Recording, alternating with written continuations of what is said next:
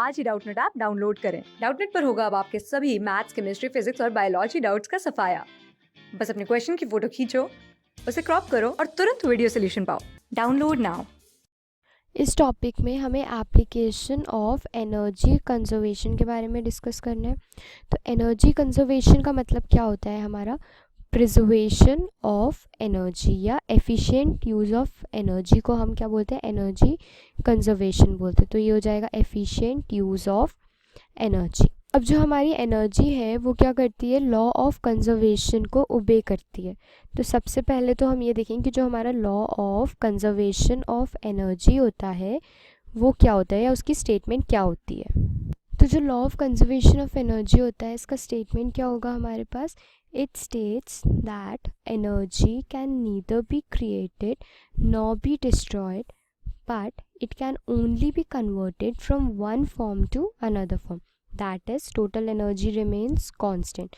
तो जो हमारा law of conservation of energy होता है वो क्या कहते हैं कि हम एनर्जी को ना ही क्रिएट कर सकते हैं ना ही हम इसको डिस्ट्रॉय कर सकते हैं, बट हम इसको एक फॉर्म से दूसरे फॉर्म में कन्वर्ट कर सकते हैं।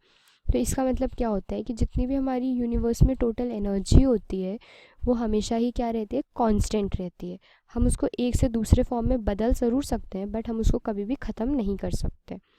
तो अब इसमें हम एप्लीकेशन देखेंगे एनर्जी कंजर्वेशन का। तो जो हमारा एप्लीकेशन होगा वो फ्री फॉलिंग बॉडी का होगा एक। इसमें हमें law of conservation of mechanical energy के बारे में देखना है एक फ्रीली फॉलिंग बॉडी के केस में। तो जो हमारी मैकेनिकल एनर्जी होती है तो सबसे पहले हम ये देखते हैं ये क्या होती है। Sum of kinetic energy and potential energy होता है जितना भी हम उसको हम क्या बोलते हैं? मैकेनिकल एनर्जी बोलते हैं। ये तो हमें पता है। अब तो फ्रीली फॉलिंग बॉडी के केस में हमने एक ऑब्जेक्ट कंसिडर किया, ये यहाँ ए पॉइंट पे रखा हुआ है, ये हमारा ग्राउंड है इससे h डिस्टेंस पे, ठीक है। अब हम इसमें 3 केसेस कंसिडर करेंगे जब हमारी ये जो ऑब्जेक्ट है ये हमारे इस पॉइंट पे आता है, मतलब मिडिल पे ग्राउंड और हाइट के। तो ये हो गया हमारा सी पॉइंट, और जब वो ग्राउंड पर आता है ये हो गया हमारा क्या? Point B. अब जब वो हाइट पे है ये इसकी हमने कितनी एस हाइट मान ली, ये हो गई इसकी एस हाइट। तो ये हमारे पास कितनी आएगी? H minus S. ये एच माइनस एस क्यों? क्योंकि टोटल हमारी एच हाइट कवर की इस ऑब्जेक्ट ने और एस यहाँ सी तक कवर की, तो जो बाकी रिमेनिंग होगी वो हमारी एच माइनस एस हो जाएगी, ठीक है। अब यहाँ पॉइंट ए पे ये हाईएस्ट पॉइंट पे मतलब रेस्ट से स्टार्ट हो रहा है। तो जब भी हमारा कोई भी ऑब्जेक्ट रेस्ट से स्टार्ट होता है तो जो उसकी इनिशियल वेलोसिटी हो जाती है वो क्या होती है? ज़ीरो होती है। तो ये u is equals to zero हो जाएगा। अब वही ऑब्जेक्ट हमारा मिडिल पे आया, तो मिडिल पे हमने इसकी वेलोसिटी क्या मान ली? v1 मान ली, और फिर उसके बाद ग्राउंड पर इसकी वेलोसिटी हमने v लेट कर ली। तो ये हो गई हमारी इसकी वेलोसिटीज़ और ये था हमारा डायग्राम। अब सबसे पहले हम यहाँ पे पॉइंट ए कंसिडर करेंगे। तो हमारा ये क्या हो जाएगा? एट पॉइंट ए, यहाँ पे अब हम इसकी एनर्जी निकालेंगे। तो जो हमारी पोटेंशियल एनर्जी होगी इस हाइट पे वो क्या हो जाएगी? हाइट है हमारी यहाँ पे, तो पोटेंशियल एनर्जी का फॉर्मूला क्या होता है? mgh।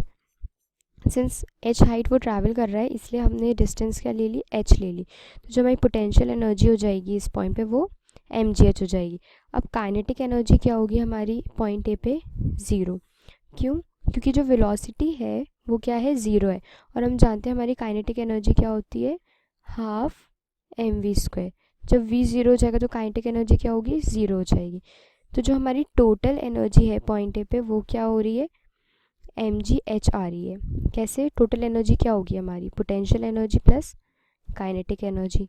तो काइनेटिक एनर्जी हमारी ज़ीरो है, पोटेंशियल एनर्जी हमारी mgh है, तो ये आ गई हमारी क्या? Total energy.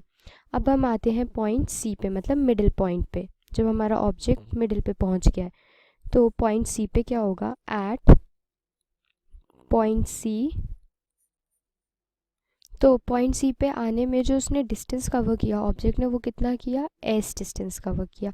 हमने अभी डायग्राम में देखा ये कितना डिस्टेंस कवर कर रहा है? S distance. अब जो वेलोसिटी है इसकी सी पॉइंट पे वो कितनी ली हमने?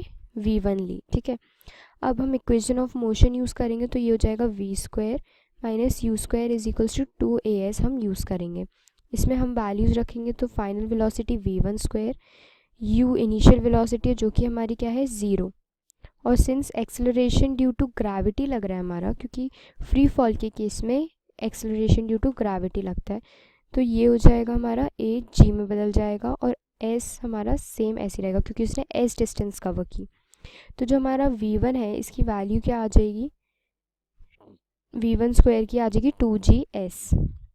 ठीक है, अब जो हमारी काइनेटिक एनर्जी होगी c पॉइंट पे वो क्या होगी, हाफ m v1 स्क्वायर। ठीक है, तो ये हो जाएगा हाफ m 2gs, ये हो जाएगा हमारा। तो ये क्या आएगा, 2 से 2 कैंसिल हो जाएगा, तो ये हो जाएगा mgs। तो हमें काइनेटिक एनर्जी क्या आ रही है, mgs आ रही है। अब आते हैं हम पोटेंशियल एनर्जी पे। तो जो हमारी पोटेंशियल एनर्जी आएगी वो क्या आएगी, वो होती है हमारी mgh, जहाँ पे h हमारी हाइट होती है जितना भी उस ऑब्जेक्ट ने कवर किया है। तो अब हम वापस हमारे डायग्राम पे आते हैं।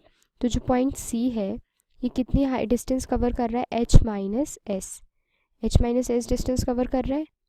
तो h की जगह हम यहाँ पे क्या रख देंगे, mgh माइनस s, ये रख दिया। तो हमारे पास पोटेंशियल एनर्जी क्या आ गई, mgh माइनस mgs। अब हमें क्या निकालनी है, टोटल एनर्जी निकालनी है। तो टोटल एनर्जी क्या होता है, kinetic energy plus potential energy. तो काइनेटिक एनर्जी हमारी क्या है mgs, और पोटेंशियल एनर्जी क्या है प्लस mgh माइनस mgs। यही है mgs कैंसिल हो जाएगा, तो टोटल एनर्जी हमारी इस केस में भी mgh आ गई। अब आते हैं हम पॉइंट B पे, जब हमारा जो ऑब्जेक्ट है वो ग्राउंड पे, एट पॉइंट B। तो पॉइंट B के केस में हमारा क्या होगा, फिर से हम इक्वेशन ऑफ मोशन यूज़ करेंगे अपनी, कौन सी वाली इक्वेशन यूज़ करेंगे, v square minus u square is equals to 2as। तो इसमें क्या होगा, जो हमारा v हो जाएगा v square minus 0 is equals to क्या आ जाएगा 2gh। तो v स्क्वायर की वैल्यू आ जाएगी कितनी, 2gh। ठीक है, अब हम जानते हैं कि ग्राउंड पर जो हमारी पोटेंशियल एनर्जी होती है वो क्या होगी, 0 हो जाएगी। वो 0 क्यों होगी, क्योंकि हाइट क्या है 0 है, क्योंकि ऑब्जेक्ट हमारा ग्राउंड पे पहुंच गया, इसलिए पोटेंशियल एनर्जी हमारी 0 हो जाएगी। और जो काइनेटिक एनर्जी है उसका फॉर्मूला क्या होता है, हाफ m v स्क्वायर की वैल्यू हम इस इक्वेशन से रख देंगे, तो ये क्या आ जाएगा, हाफ m 2 इंटू जी एच।